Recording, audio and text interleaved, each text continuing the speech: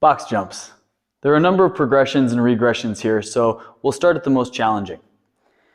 Step towards the box. You want to make sure that your feet are pointing straight ahead. You're going to draw your arms back, hinging from the hips, jump up, and then when you come down, you're going to explode off the ground immediately.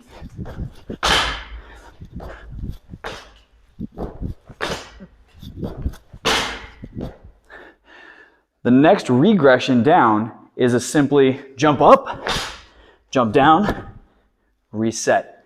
Jump up, jump down, reset. The next regression, jump up, step down. This is important if maybe the shock of the jump down is too much on knees and back. You can jump up, step down. Or if you're not ready to jump up, you can step up, step down, step up, step down.